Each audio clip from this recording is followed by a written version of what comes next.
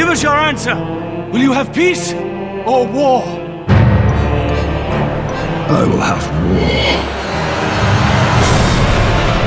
war. The third Hobbit film is the last piece of the puzzle.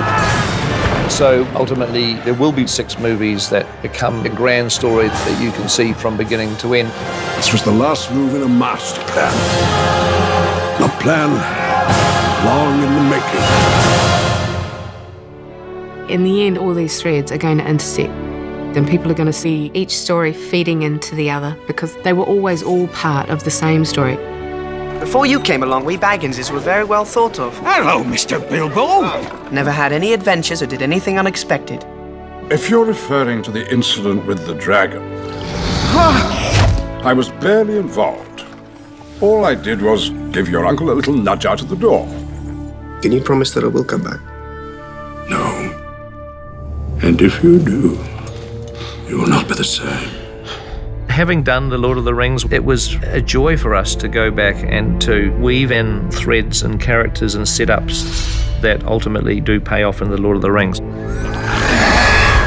In The Hobbit, we also layer in and introduce the resurrection of Sauron. At the end of the Second Age, when Sauron was defeated, the White Council was formed to guard against the return of that evil. There is something at work beyond the evil of Smaug. Something far more powerful. Sauron! The Battle of the Five Armies is initiated by Sauron. His armies are going to make this attack. And so, ultimately, it is his first strike. Why show his hand now? Because we forced him. We forced him and the company of Thorin Oakenshield set out to reclaim their homeland. Sauron seeks control of the mountain. For where it lies, its strategic position. If Sauron can take the Lonely Mountain, he begins to corner the kingdoms of the free peoples of Middle-earth. Rivendell, Lorien, the Shire, even Gondor itself will fall. And so the Battle of the Five Armies is really the first conflict in the War of the Ring. It really is one of the most critical moments in the history of Middle-earth. Up until this battle, the elves and the dwarves have been at each other's throats. And so you get finally the realization that there is a greater enemy that is more important for them to be fighting rather than each other, which takes you through into the Lord of the Rings. This peril belongs to all Middle-earth. They must decide now how to end it.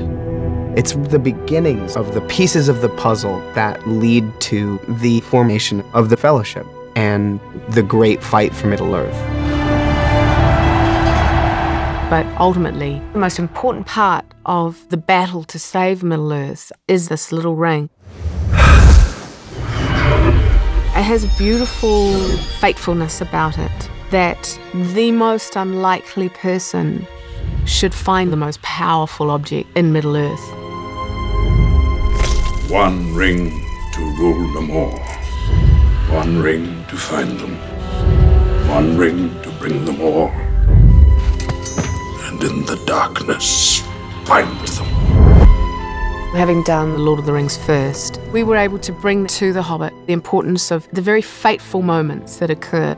Most importantly of all, the fact that Bilbo doesn't kill Gollum. It's a pity Bilbo didn't kill him when he had the chance. Pity?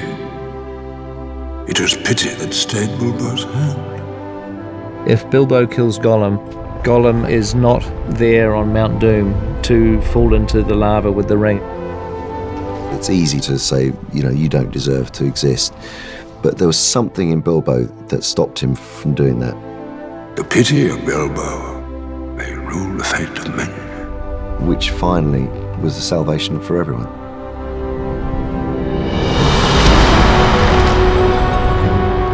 One day I'll remember. Remember everything that happened, the good, the bad. And how lucky I am that I made it home.